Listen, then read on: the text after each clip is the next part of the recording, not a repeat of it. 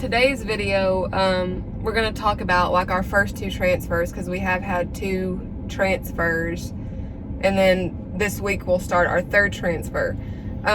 So our first transfer, we started my cycle in the end of October, and I transferred mid-November. That transfer, I think I was kind of naive to it. I didn't really look into it much. I wasn't prepared for it to fail or not implant. So I kind of went into it thinking I don't have any fertility issues. The doctors have told me we're just going around a roadblock, that it would just be simple. And basically in my mind, I just thought it was kind of guaranteed. I didn't see it as a possibility of failing. So we went and had the transfer done, and we left, and I think we both were pretty much both pretty much thought the same, that, oh, this will work. Why won't it work? We don't have any issues. And then it was like a week after the transfer is when it's still early, but you can start testing, and the tests were just white, like stark white. There wasn't anything on the tests. And then like 50 tests later. Yeah. Still we nothing. spent quite a bit of money on tests, which anybody going through this knows how much. They tell you not to test at home, but you test at home. We spent a lot of money on tests, and then I think it's like 13 days after transfer, or 12 days, 11 or 12 days after transfer is when you go in and have the HCG blood work done. And that came back. I pretty much knew by that point, because I'd been getting so many negative tests, that it was going to be negative, like that I wasn't. So I was pretty butthurt about it, and I was shocked because it just wasn't, to me, I just never thought it would fail, because I've had 4 kids, no problem. I've never had a problem getting pregnant, and I just didn't know a whole lot about IVF. We kind of went face first into it, and I didn't look at anything. I didn't read anything about it, and I was kind of shocked at that time that it didn't work. How were you? This is kind of the same. I think we were complacently assuming that we wouldn't run into any issues. And they tell you that like donor embryos are like almost like like 75% the eggs or something. Are pre-screened. That you don't even need to, pre-screened. Yeah, and that you don't even need to do like PGS testing because it's donors. And we're like, we didn't just use donor eggs, we used donor sperm too. So we should have an even better chance. So in our mind, we were kind of locked into just waiting for it to be positive. Yeah, it was just going to need one transfer, and that's it. And then when that wasn't the case, we were kind of surprised. And then I don't know if other people go through the same thing, but once you go through a failed transfer, you're so buttered. You're like, I don't want to do it anymore. I'm done. I don't want to do it anymore. There's like a week or two period there where you're just like, screw this. It really takes the wind out of your sails. Like, yeah, you gotta kind of regroup and then come back to it. Yeah, and then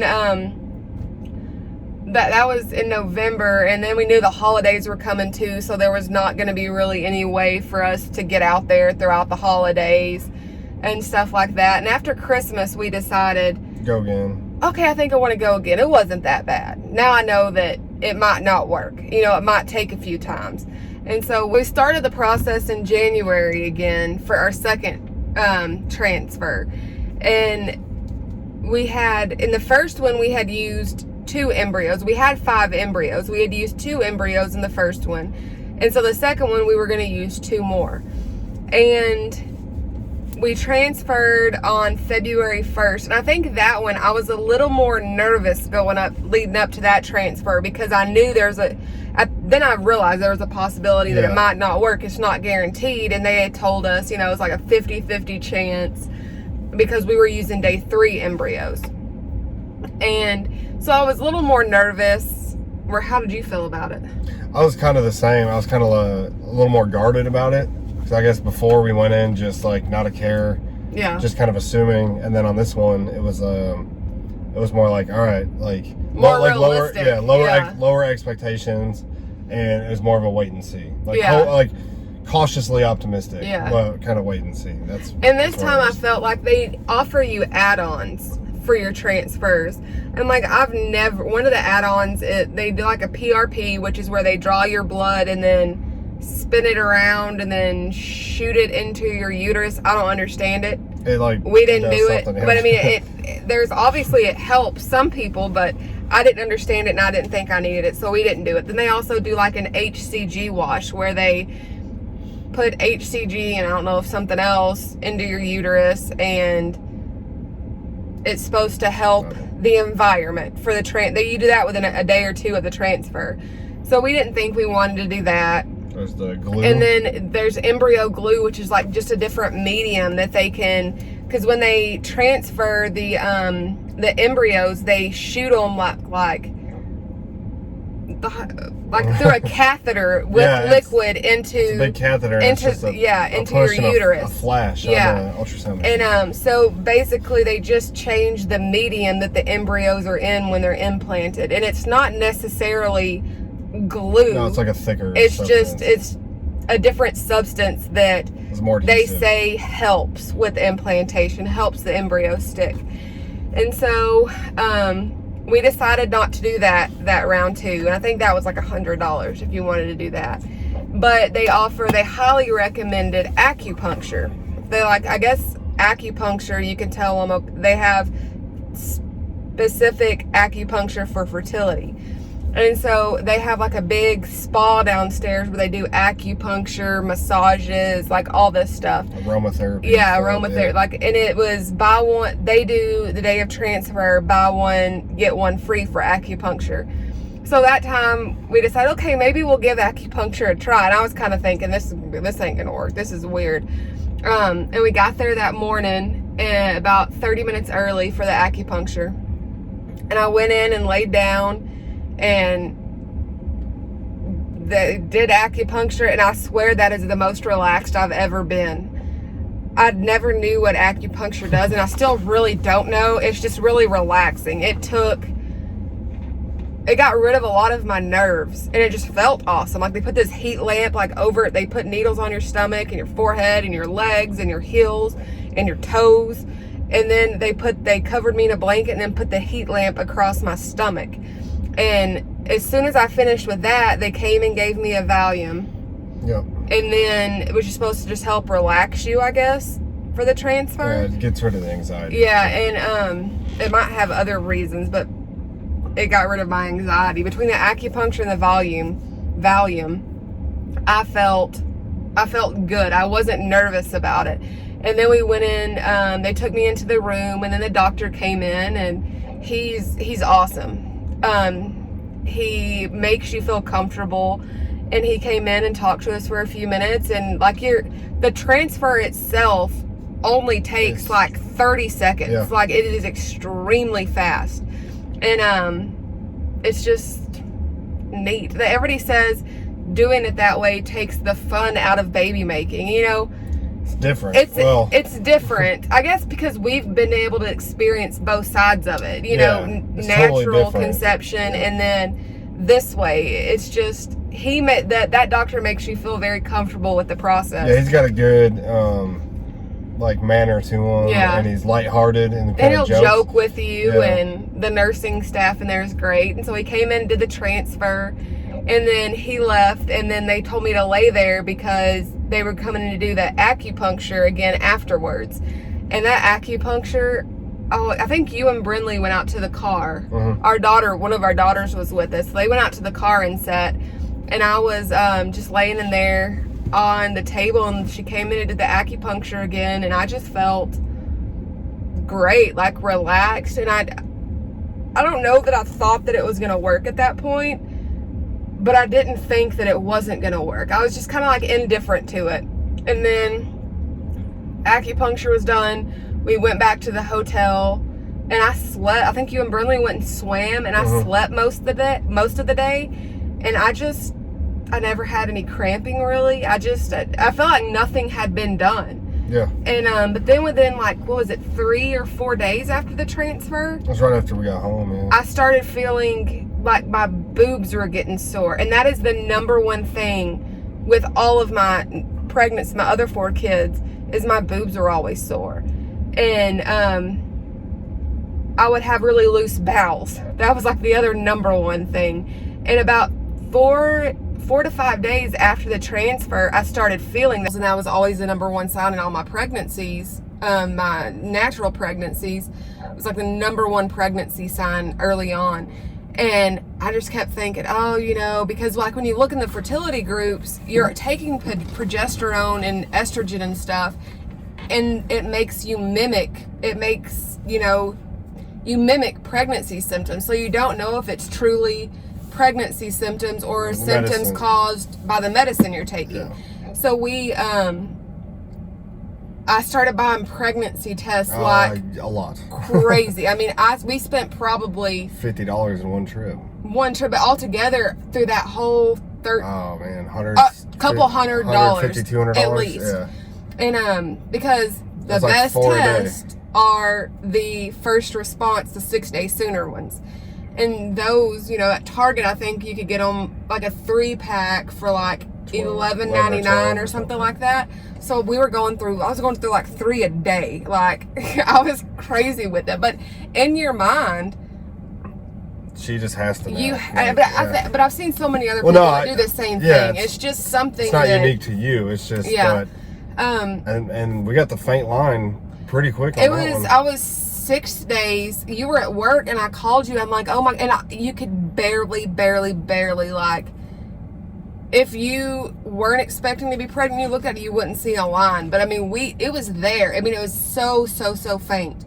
And I called him like, oh my God, do you see this? And he's like, I don't think he actually saw it. I think he was just telling me. I did when I zoomed in. When you zoom in on it, you can see it. But it's like, okay, is that an evaporation line? But I knew it couldn't be because it showed up within the 3 minutes. And then I peed again that night, and I did one. And it was there. It was like very faint. I think that one faded out more. Yeah, no, it wasn't there. But the next day, at the same time I had gotten the positive the day before, I did it, and it was a little bit darker. Still very, very faint, but a little bit darker. No, but you could finally see the color in it. Like, you could see the red a little bit. And I think I even went over and told my parents, like, oh my God, can you see this? My mom's like, I think I see something, you know, but you couldn't, it wasn't clear. You just could see something there. And so every day, I took at least 2 to 3 a day, but it's best like if you compare the day before at the exact same time that next day. So I just kept getting lines just a tiny bit darker. Like, they weren't getting exponentially darker. It was taking longer to get darker than what most people's were. But I was excited because I'm getting positive tests. I was so excited about that. And then on the 11th or 12th day, I went and had my HCG blood work done. And in my mind, I'm like, we've been getting dark red solid lines, and we're good to go. And then my HCG came back 38, I believe, and they want it to be like 40 or something. My clinic, because it's day 3. The jury's out on that, but my clinic does a lot of day, or about half of them are day 3s. Most clinics don't. Most clinics don't even go to day 3. They have to go to day 5 to be transferred. My clinic does some of day 3s.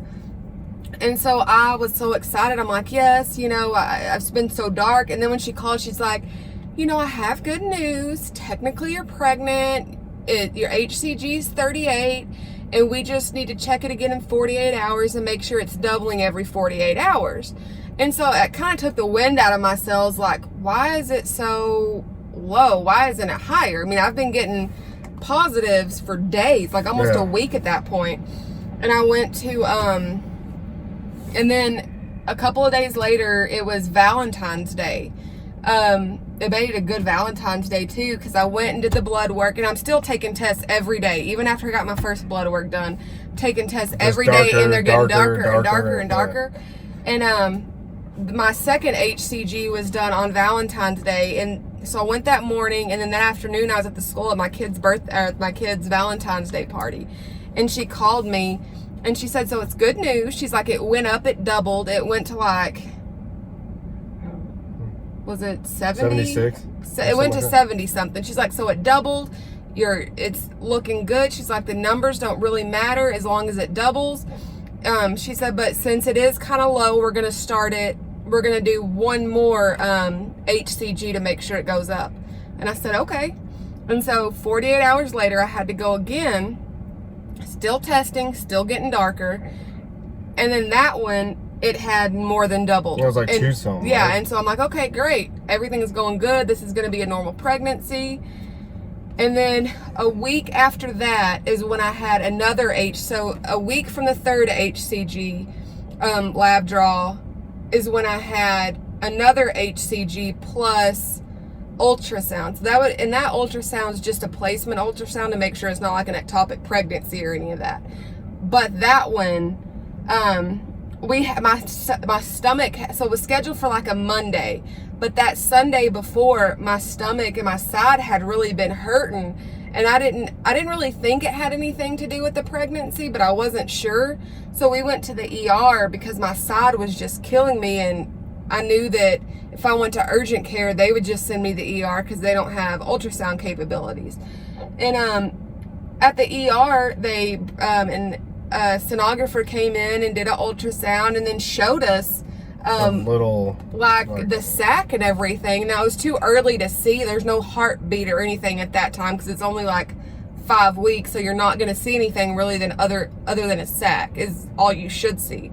So he showed us that the sac was in the uterus, and everything looked great, and except for the numbers. Yeah, so everything looked great, and so we were excited. We were still waiting on the blood work and everything to come back to be discharged, and so, but we just at that point were like, okay, we're golden. There's no more it's issues in there, and then on our discharge paperwork is when it was all in one thing. They brought the discharge paperwork and her beta stuff. Yeah, they did beta there at the ER, and it was. This like is like days later. This was like a week later, almost a full week later. I think it was 6 days later. My beta and it was only 400, so it had It should have been in the 1500, 1600 range. Yeah, and it hadn't at that point, and so we knew something was wrong. Off, yeah. And so we kept our appointment that was already scheduled for Monday the next day. We went ahead and kept that, and it just. We kind of knew what it was going to show, but when we went to that, we went to a fertility clinic for that, like a local fertility clinic for local monitoring, and that doctor kind of got our hopes up again because it showed something in the uterus that time. There wasn't a heartbeat. He said there was a little cloudy spot. Yeah, it showed something. He said, now I can't definitively say that's a that's a fetus in there, but it definitely looks like something is in there, which we had seen the ultrasound the day before and there was nothing in there. So we're thinking, okay, something's growing. And then my HCG had went up from like 402 to like 422 from the day before. So it's not doubling, but it's going up still. And so when they called me that afternoon, my clinic called me that afternoon to tell me the results, I explained to her about the ER the day before, and she said, well, that's good news that it's going up. She's like, it's not going up appropriately, but that doesn't necessarily mean anything. She's like, we're going to have to repeat all this in a week, and then we should definitely see something. There should be a heartbeat.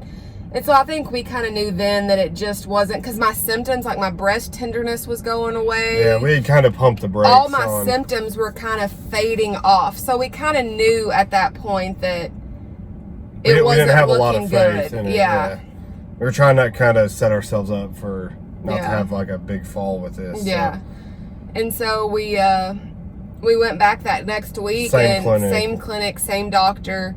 And he said, nothing. It looked like you stopped growing about 6 weeks, and I think you were down to like 280 or something. Yeah, my HCG levels had went down. So sometime right before I had went to the ER the week before is when it had stopped growing. So it never had a heartbeat. And I think that's where, but the nurse kept calling it a miscarriage. And I'm like, they called it, I think, a blighted ovum. Sorry, my daughter's calling. A blighted ovum or ovium or something like that. Something. I don't know how to pronounce it, but they kept also calling it a miscarriage. And in my mind, like, I've never had one. And so I'm thinking, well, this isn't a miscarriage. There was no heartbeat. And I think that's what I was trying to tell myself. That it's not a miscarriage because there was no heartbeat. And I want to say maybe it made it a tiny bit easier on me that We never saw a heartbeat, but I just, from that kind of week on, I just had a hard time with it. I tried to tell myself that I was okay and that I wasn't, you know, I knew I was sad about it, but I think I was hiding my emotions more. I didn't want people to know how upset I was about it. And I think I felt stupid for being so excited. I felt as though I felt stupid for being so excited about it when, you know, I felt like I shouldn't have been. Like, but I have to tell myself, in a normal pregnancy, that's the time you get excited about it. You see a positive test, you expect it to keep going. And the fact that I had never experienced a miscarriage, I didn't expect one. And or I didn't think it was a possibility for one. And then when that happened, I was sad, and I didn't want people to know how sad I was, and I took it out on him. Like, I became the biggest bitch for like a 2-week period, and it was just, I was sad and I was upset. I felt stupid, you know. I think it was the first one didn't work, and that was kind of crushing. And then this one, we were pretty cautiously hopeful about it, so we were like, well, we'll just see how it goes and this and that. And then when you just see those lines every day, and she'd take a little Sharpie and write it on the pregnancy test, and you can look back like 4 days ago, 5 days ago, even 1 day ago, and that line is just get darker. Goes from so faint to this dark burgundy line that was even darker and bolder. The positive line got darker than the control line. Yeah, and so that, and then I kind of let myself emotionally open up to the idea of, because I'm a pretty closed person to begin with, and I kind of opened up to the idea. I was like, all right, this is like every day. It's a stronger pregnancy test. Yeah. And all this stuff. And then to have that kind of fall out from under you when you're like, we were hesitantly excited this time. You know what I mean? Not just going into it like, oh, we're going to. So I think that was hard. And then we've actually taken a couple months off. Yeah, because that was February. It was. Yeah, that was February. It was the end of February when the other hard part about it was they said, you know, you can go see your local OB and they can give you a medicine to help speed along the process and have you pass everything, or you can get a DNC, or you can just wait a couple of weeks and see if it happens naturally once you stop the medicine. She's like, but I will warn you, your first cycle, you know, is going to be rough. And I was like, okay, you know, I'll probably I wanted to give it a few weeks to see if I could do it on my own without any type of medical intervention. And within 3 days of stopping my medicine, I think, I started, and it was hard, because the first couple of days, you could tell stuff was clearing out. And it was, and then that really fucked with my head big time, I think, was that. Well, whatever. It really messed with my head big time and put me in a bad mental space. And then I didn't want to do it anymore. You know, it took like a month for my HCG to get back to below 5 or whatever. Negative. Yeah. And you can't proceed with another transfer until your HCG is back to showing negative. And but I think at that point I was like so mentally done. I'm like, I don't want to do it anymore. I kind of went through the same process again. I don't want to do it anymore. This is stupid. I think it's kind of disheartening on all sides. So, like, the whole aspect of like how much goes into it, giving her shots every night, doing all the, and then, you know, the money is a big thing. Like, it's so expensive, and then it's so discouraging. And it's just kind of, like I said, it just takes all the wind out of your sails. And then there's kind of this big turnaround where you got to come back. And I think that's what I've seen with a lot of people is like, there's no right amount of time. There's no standard out there. It's like whenever you come back around to it in a healthy way, it's fine. So it's taken us a few months. And I think we were just like, we just want to add to our family. And I think I was so heartbroken. I don't think he wanted to see me go through that again. My parents didn't want to see me go through that again. And so that's kind of where we're at right now. But it took that was a hard couple of months on me. And now we're in May 4th. And I don't know, it was a hard couple of months, and it's not something, I feel for women that this is their only way to even start a family, or because we're blessed to not have any fertility issues. And I can't imagine the ones that this is the absolute only way they can even have one child. And it's such a terrible it's a roller process coaster mentally. Yeah. It's a neat process to see how science can give you a family, essentially.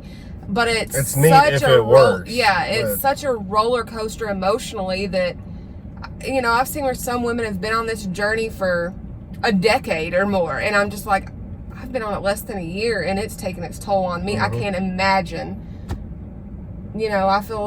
I feel for the women that this is the only option, and I don't know, I'm excited to get started, but at the same time, I'm scared to get started again because I don't want the heartache that could potentially happen.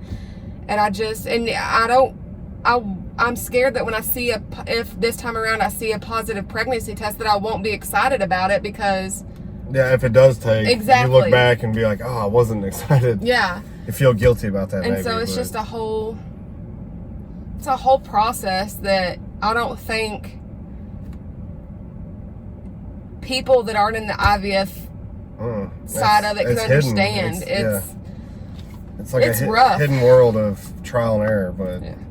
But we just wanted to record this part of it because we are going to show our future kids, hopefully, all aspects of what we've gone through and where our mind was at during certain decisions and certain phases of it. Yeah. And we're getting ready to go back out there in about 2 weeks. Yeah. I'll have my baseline ultrasound this week sometime, so we're excited to get started, but it's just, we wanted to document how our emotions were during the first two. And if you're going through it kind of this way too, you're not alone. I think everybody has the same reactions or close to the same reactions. But so the next video will be my baseline appointments and blood work and stuff like that, and so everything's starting, and we'll keep you updated as we go.